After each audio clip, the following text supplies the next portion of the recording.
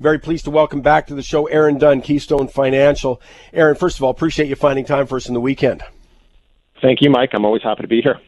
Well, I wanted to talk to you, start off, if you don't mind, talking about, of course, what's been front and center in the news, the tariffs and potential trade wars, not just with Canada and the U.S., but obviously China, in the U.S. That's the big news this past week, the EU the week before. The list is going on. I mean, there's a huge disruption to international trade going on. And I just wanted to get your take on how you absorb that when you're looking at how to build a good portfolio. Well, we've heard commentary about this from our clients. We've got a lot of questions about it, so we fielded many questions. Obviously, people are concerned. The first thing that we do always is we don't get distracted by the noise, and that's what we advise our investors to do as well. You don't want to get into the game of trying to predict what's going to happen with the economy over the next 3 to 6 months or what politicians are going to do. On both sides of the border, it doesn't matter how low my opinion is of the people running the countries, they can always do something dumber than I think that they're going to be able to do.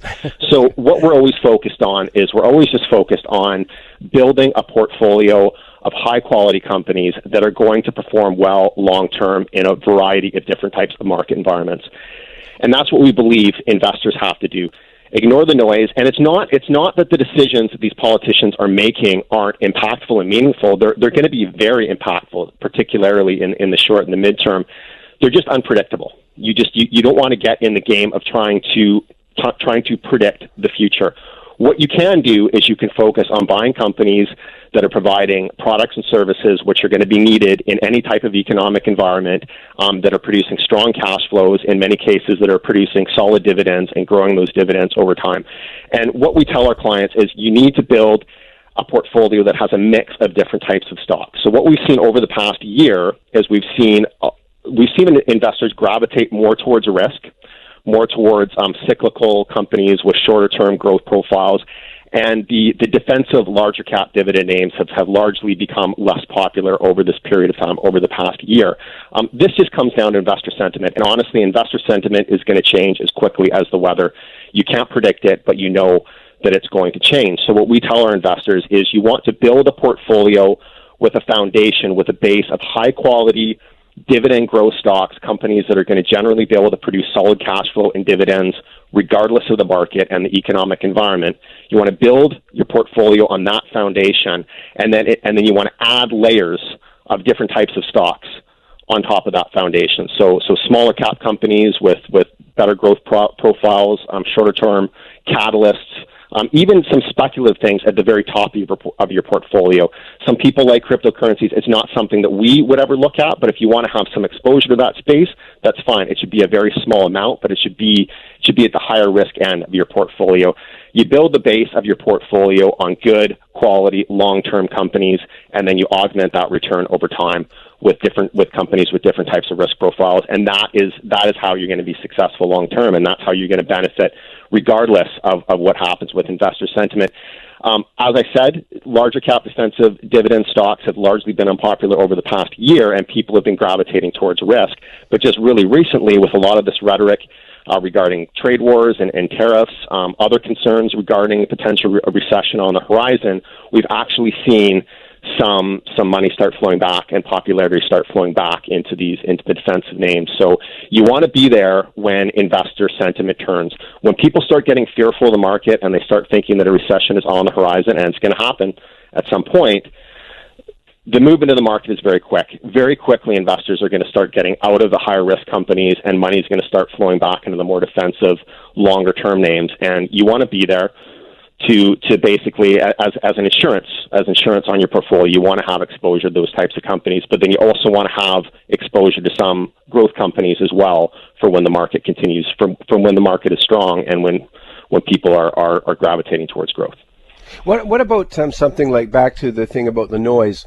What about the prospect of higher interest rates? We've had 3 interest rate increases. The probability is high for another one.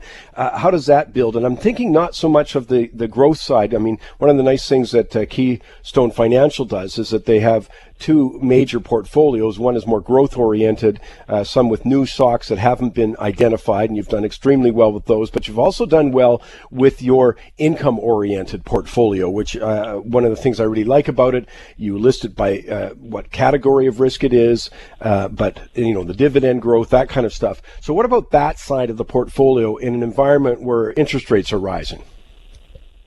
And that's a great question. And one of the reasons why people have been concerned about defensive names, and they've been getting out of defensive names in a lot of cases over the past year, is because there's been concerns over rising interest rates. Really, we're looking more at the longer term bond yields, the 5 to 10 year bond yields. Those are the rates that we see as competing with dividend producing companies. And I think from an investor sentiment perspective, that's very powerful. Unless you see a prolonged and substantial increase in interest rates from here, I don't see it as really impacting the financial performance of a lot of these companies, in spite of, even during periods where investor sentiment is low on defensive names. Most of these companies, the good ones, are still continuing to grow their cash flow per share, continuing to grow their dividends per share. So the share price appreciation may stall out in the midterm, but you're still getting great dividends. You're still getting growth in dividends. And then when investor sentiment changes, money will start flowing back into those sectors. But we've seen on the longer term bond side, the bond yields, we've actually seen those yields pull back recently out of concerns about economic growth and concerns about recession. And that is one of the reasons we believe that some money is starting to flow back into the defensive sectors. So we basically just look at this from a perspective of when we buy a company on the defensive side, an income growth stock, we're looking at holding that company for 5+ years, 5 to 10 years, and having that just be a staple part of our portfolio. And we don't see a scenario where interest rates would rise to the extent that they would really start to impact the long-term investment thesis of companies like that. We think that interest rates would have to go quite high for that to happen, and with all the debt in the world right now, we do believe that there is a cap on how high interest rates can go before it really starts putting the brakes on the economy. So that's essentially the position we're taking. I'm talking with Aaron Dunn, KeyStone Financial, but you can find them at www.keystocks.com, www.keystocks.com. Aaron, I'll give you a heads up. When we come back, I've got a couple of questions on a stock that you've recommended before with us, and maybe get a couple of other names that we can put on our radar. Hey, by the way, my shocking stat, I get this from Bill Gates. He recommended a specific area and said, these are 3 stats you have to know. I'll fill that in at the bottom of the hour. Right now, Aaron Dunn is with me right now. Aaron, let me just go to a couple things. You were on the show, I think it was late February, and you recommended a company called Sylogist, SYZ, on the exchange. Man, I've been watching it, though. It's up 25% since then. So how do you deal with something like that? Do you say enough already, or do you just have to continue and analyze whether it's good value? Well, when we put out a recommendation typically to our clients, we'll provide a fair value at the time of the recommendation where we think the share price can essentially go in the short term, or a maximum buy price. So Sylogist is still below that price. We continue to like this stock on a growth and valuation basis. They're in an excellent place industry wise. They one of the things we really like about them is they operate under a SaaS model, so software as a service model. SaaS is very hot right now, not because it's a fad, but because the model generates high levels of recurring revenues, and that results in a more predictable and steady revenue stream. So about 85% of the revenues are recurring, and it's really been an excellent growth story. We expect that momentum to continue. So we're still recommending this as a buy to our clients. Great balance sheet too, $1.34 per share in net cash, so solid financial position, and that gives them the ability to invest in acquisitions and also reinvest into their own business for future innovation. This is a company that we absolutely continue to like on a growth and value basis. Hey, one thing, Aaron, sorry. I was talking to your office the other day, keystocks.com, www.keystocks.com is the site, and they've got a Money Talks offer for us, which is terrific, and you just go to keystocks.com. But the point being, I know that you've just released another one, sort of a growth area in the tech industry, a global software company that you like for the strong growth profile. So that's a bit of a teaser to get people to go onto the website, keystocks.com, and maybe sign up for the special with Money Talks. Hey, let me go to another one because I've loved this recommendation. It's done very well, but Brookfield Infrastructure. Oh, you don't love it as much as me, Mike. I can tell you that. So, yeah, this is on the other end of the risk spectrum from Sylogist. Yeah. So, Sylogist is a small cap growth stock. Brookfield is a larger cap, more defensive name in our conservative portfolio.